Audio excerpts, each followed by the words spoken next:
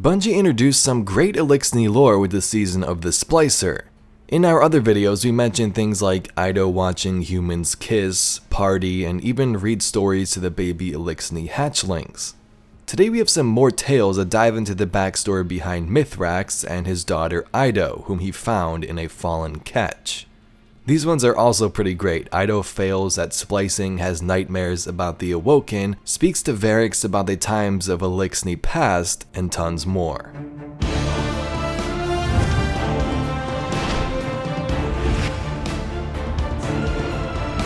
So this lore comes from the Solstice of Heroes hunter gear, from the helmet all the way down to the cloak, the class item. I did already make 2 previous videos with the lore for the Warlock set and also the Titans, and you can find those on the channel or links down below. Our first story is where Eido is visited by the Techeuns and has a nightmare about them. Eido crept on all 6s through the massive halls of the dreaming city. She was following an indistinct murmur, both terrifying and compelling. 1,000 voices, all muttering to themselves. How did she get here? She peered around the corner of a massive archway. Beyond, she found a circular chamber with an elaborate sigil carved into the stone floor. 3 awoken figures stood at precise intervals along the carved seal. The chamber was without a ceiling. The void of space yawned overhead. Spiraling galaxies seemed to fill the room, and Eido realized that she wasn't breathing. Was she dead? Suddenly, Eido stood in the center of the sigil. She turned in a circle, trying to identify the looming figures, but their faces were vast and unknowable, like the void above. She felt the weight of their focus, as if she were falling in all directions at once. She looked down and discovered with horror that the ground was receding. She was floating upwards into the vacuum of space. The figures paid her no attention as she drifted away. As the chamber fell away beneath her, the murmur condensed and merged until it unified into a single panicked wail. Eido awoke to find the scream coming from her own mouth. Mithrax crouched next to her pallet, wringing his lower hands in concern. "Be calm, young one. Be calm. You are Eido. You are in the one true now. You are safe." He gave her a sip of ether from his own meager reserve and waited patiently until she quieted. "Tell me of your journey," he prompted intently. So she explained her experience as best as a hatchling could. Mithrax nodded gravely. "The Techeuns, advisors to our hosts. They are like scribes for the Awoken." He sat thinking quietly.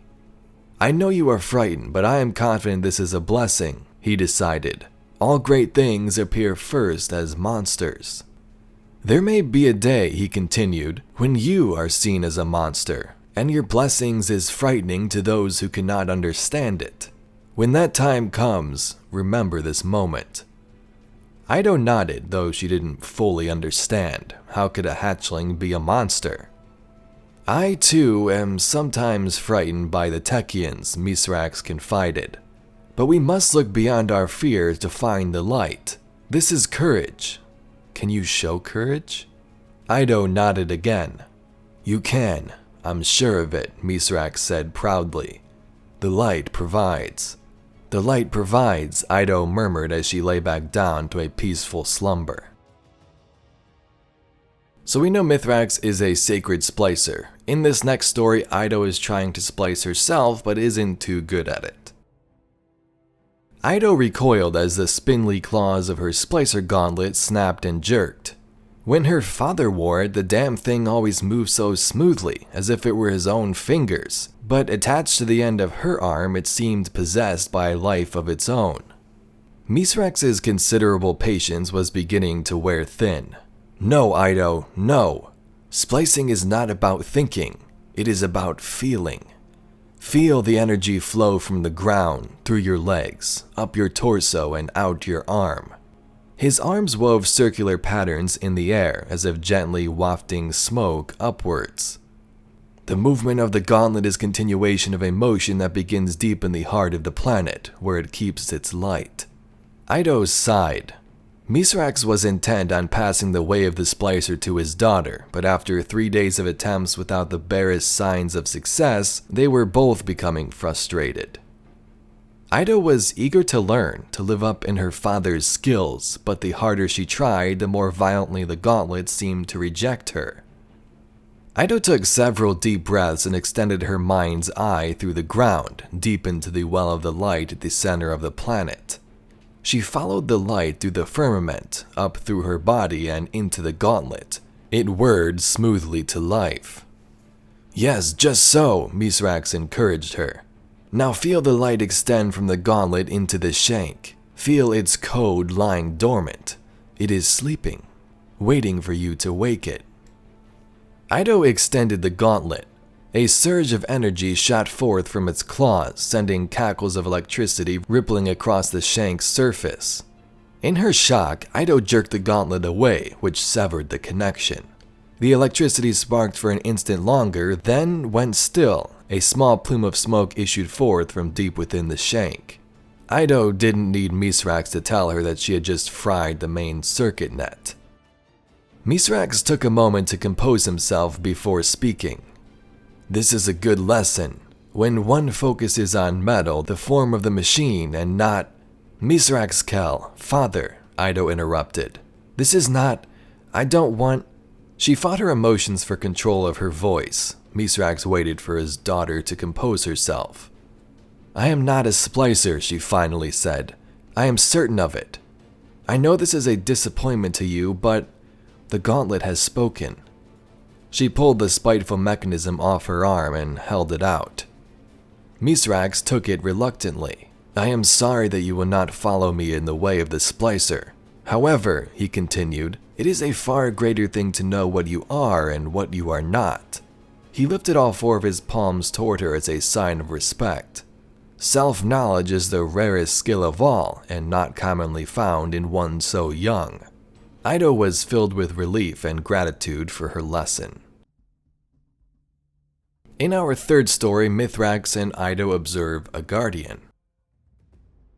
The guardian was resplendent. Their armor gleamed even in the dull gloom of the European night. The golden scrollwork of their breastplate glowed as if the light itself imbued the metal. It was beautiful. The broken forms of dead and dying Eliksni littered the battlefield, each bearing the symbol for the House of Salvation. Blood and ether swept across the ice, freezing into rich stains. The guardians strolled casually from body to body, searching for ammunition and weaponry. Eido had watched the battle through a viewfinder from atop a far-off ridgeline. Even at this distance, the brutality was hard to countenance. She glanced quizzically at Mithrax, who crouched beside her. These were the guardians that her father trusted? As if sensing her reservation, Mithrax spoke. "The guardians are capable of mercy, though they seldom show it." "Then why does the great machine bless them?" Eido asked. "Is it not better to be merciful?" "The darkness is coming," Mithrax replied wearily. "Nearer now than ever before. Perhaps mercilessness is exactly what the great machine needs." In our next story from the Boots, Eido confronts her fear with the Techeuns. "They may reject you," Mithrax warned. "The Techeuns are not welcoming to outsiders." "I understand," the scribe replied. "But even if they refuse me instruction, I might still get access to their data archives. That alone would be a lifetime's worth of knowledge." "You do not have a lifetime to study," Mithrax warned.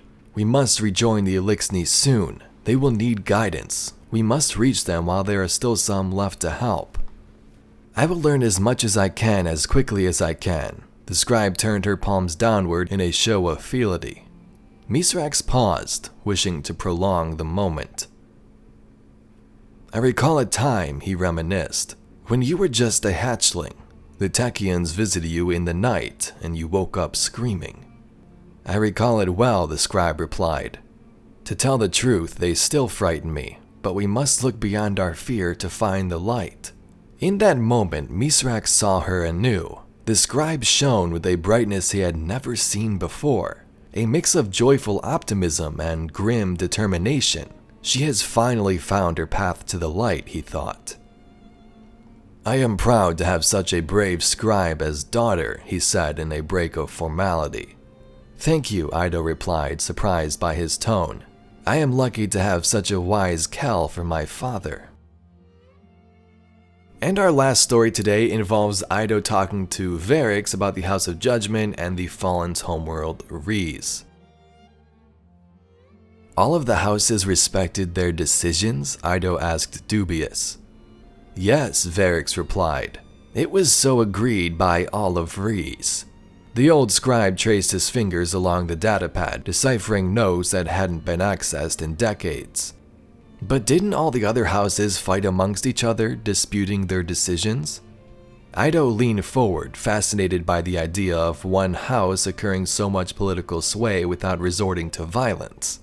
To dispute the House of Judgment was to dispute all Eliksni houses, Variks explained. It was the voice of the Eliksni united. Eido puzzled over this.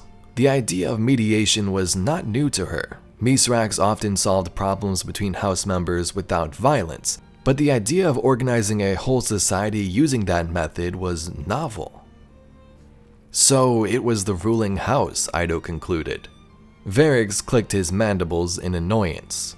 No. The House of Judgment was both above and below all the other houses. It was both Kel and Dreg. Its authority came from humility.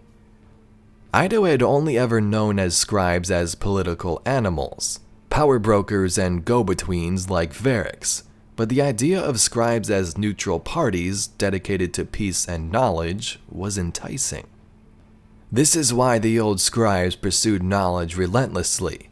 They sought it from uncommon sources, Variks continued. Their knowledge was overwhelming and unyielding. So when a scribe of House Judgment decided, all Eliksni respected it. They knew that nothing was left unconsidered. Eido nodded raptly. For the first time, she imagined peace not just as an aspiration, but as a practice and a vocation. The idea blossomed within her. But Guardians, there you have it, 5 stories about Eido, the Techeuns, and Mithrax as well. As mentioned, this did come from the Solstice of Heroes armor set for the Hunters. We also read the ones for the Warlock and the Titans in some other videos, and you can find those on the channel. Anyway, thank you very much for watching this video. My name's Evade, and I'll catch you Guardians in the next one.